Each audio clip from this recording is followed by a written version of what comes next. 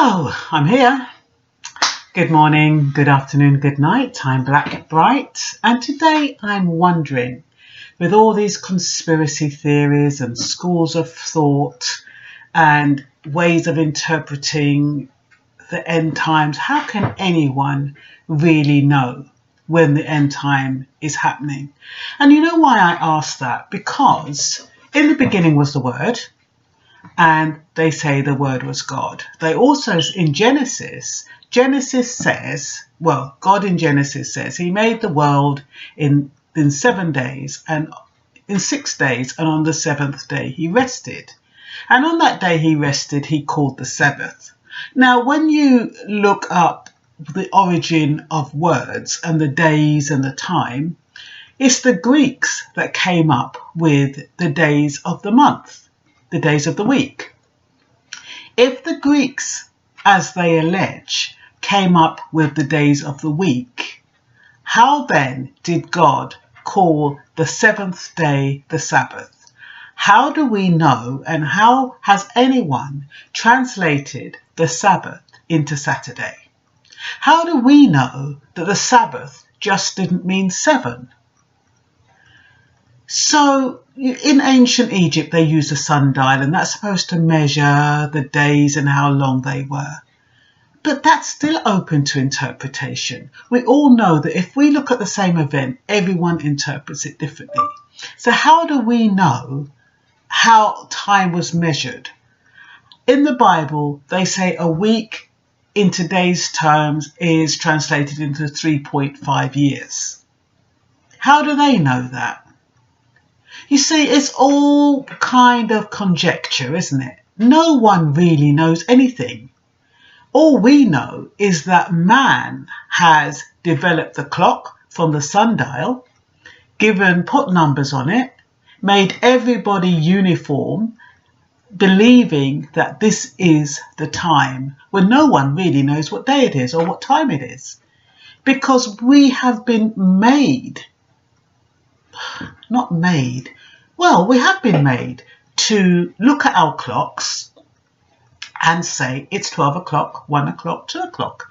And in different parts of the world, it's a different time. And everybody who looks at the clock will, because we've all been uniformly brainwashed, or whatever you want to call it, we all think we know what time it is. And the only reason we know what time it is, or the alleged time, is because man has made the clock and has let us believe that that's what the time is. That 7 days make a week, that's 4 weeks make a month, 12 months make a year. But who really knows what time it is? And if, as I'm presuming, that time is just an accumulation of moments and memories, how can anyone predict that what is going on now is end times? How can anyone predict whether or not Trump is the Antichrist, or whoever, the Pope is the Antichrist, or whatever conspiracy theories they're coming up with? How do we know that because of what's happening in America or around the world with the earthquakes, that is the end times? Because we don't know what time is really. And that is why God said, we will not know the time or the hour when he shall come, because we have no concept of what time really is. I mean, it does sound as though I'm playing the devil's advocate here, because we take so much for granted in our thinking, or in our not thinking. We go to school, we're told A, B, C, D and E. And because we're told A, B, C, D and E, that is what we grow up to believe. Somebody says the time is 12 o'clock, it's 12 o'clock. When you get it's weird, like when you have your phone on and you're in the UK, and then you go to America or something, the time automatically changes into the time in that country. How does it do that? On what basis? There's something that triggers and says America is 5 years 5 hours or 6 hours, whatever it is, behind the UK. Therefore, something triggers in the phone on your PCs and synchronizes everything, so you now know the time, which is the same as it would be in England, but you've got the time on your watch of that moment. But God didn't name days, did he? He just said, he gave one, day 2, day 3, day 4, day 5, day 6. And on the 7th day he rested, and he called that 7th day the Sabbath. There is nothing to say Monday was the first day. Who came up with Monday? If the Greeks came up with Monday after the creation of the world, how do we know what the days of the week were? How do we know how they're formulated? How do we know that 7 days make 1 week? It's because we've been conditioned. But there's no facts, there's nothing really to prove it. I mean, they can come up with lots of ideas, and they can say it's the length of the day and the sun moving and all of this kind of stuff. But, you know, we just take it on board, the majority of us. We just take it for granted that that's the way things are. All I'm really saying is that, you know, when people are prophesying and foretelling and doing all this kind of stuff about what's happening now, what's going to happen tomorrow, what's happening in the past, history, future, whatever it is, we don't really know what's what. All we know is our own individual experiences and the time that we actually spend in our lives. We've got no proof of what went on years and years and centuries ago.